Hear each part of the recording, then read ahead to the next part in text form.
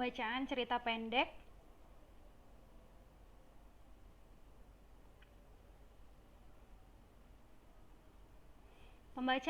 pendek Kopi karya Irma Kartika. Ketenangan di malam ini membuat aku tidak tertekan. Ternyata sudah jadwal ibu untuk kembali atau datang ke rumah. Ibu sudah tidak tinggal di rumah lagi. Ia memilih untuk tinggal sendiri. Mungkin itu dikarenakan adanya kekecewaan dan ada haknya yang terasa sudah berada di ambang batas. Ia pergi ketika aku berusia 7. Tidak ada kesunyian yang lebih nyaring dibanding perginya ibu dari rumah.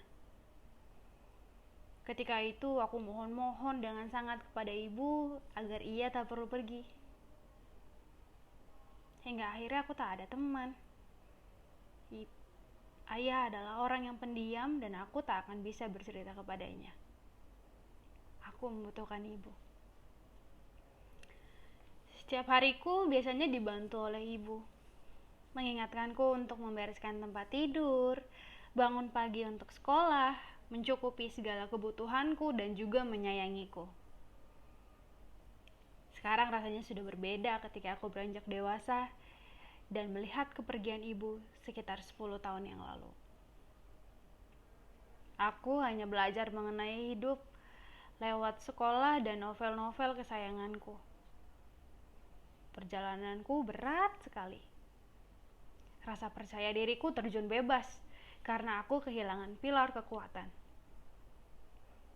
Tak ada lagi yang bisa menemaniku saat aku menangis dan kebingungan menghadapi perasaan-perasaan baru yang membuat aku takut pada diriku sendiri.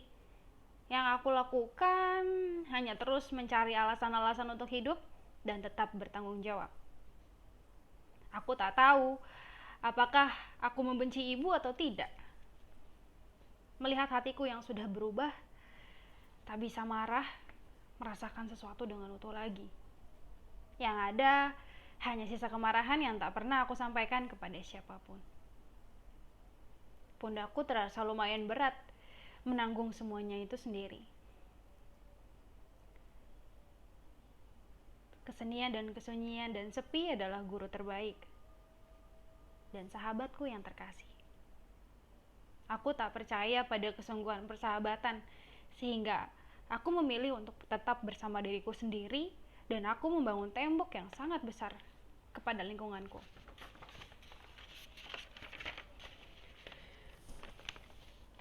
Sore ini aku sedang bersiap-siap menuju rumah anak dengan suamiku. Aku menyiapkan busana terbaikku untuk pergi ke sana. Semoga hari ini berjalan dengan baik, ujarku dalam hati. Hidup yang kujalani tidak mudah. Kekecewaan dalam hidup telah kurasakan setiap hari ketika berada di sana. Tentu saja bukan keputusan yang baik untuk pergi. Aku telah memikirkan hal itu dengan matang. Kepala belakangku yang sudah tidak rata karena pernah terantuk oleh helm suamiku menjadi alat untuk memukulku ketika ia marah dan tidak didengar. Itu adalah salah satu alasan terkuat mengapa aku pergi. Perjanjian suci di altar menghadap kekudusan pernikahan itu juga menghantuiku. Aku merasa sangat berdosa karena mengingkari perjanjian kudus itu. Komunikasi yang tidak baik di rumah membuatku sangat tersiksa. Tiada hari tanpa teriakan yang mencekam dan membuat mentalku sangat lemah dan sangat butuh pertolongan. Yang kulakukan hanya mengurus anak perempuanku sampai berusia 7. Ia anak yang manis, anak yang mudah beradaptasi, termasuk anak yang cerdas dibanding anak-anak seusianya. Aku mengajarinya untuk hidup teratur dan membuatnya penuh dengan kasih sayang.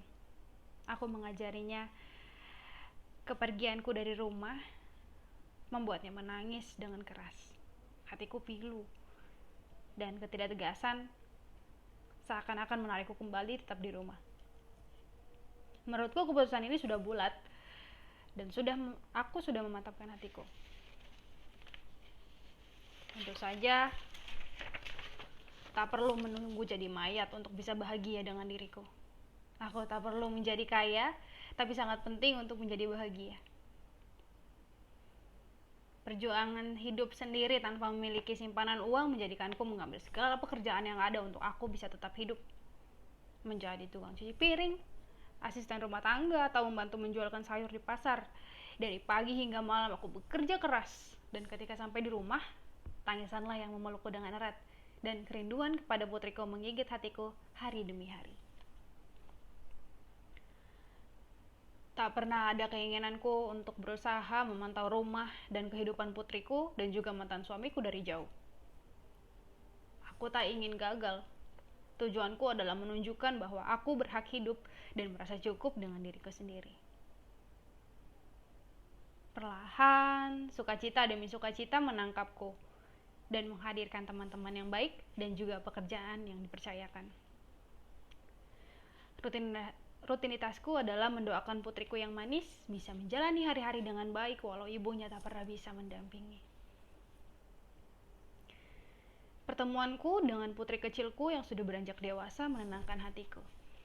Ia terlihat bahagia dan kelihatan hidup cukup. Ibu ingin minum apa? Tanyanya.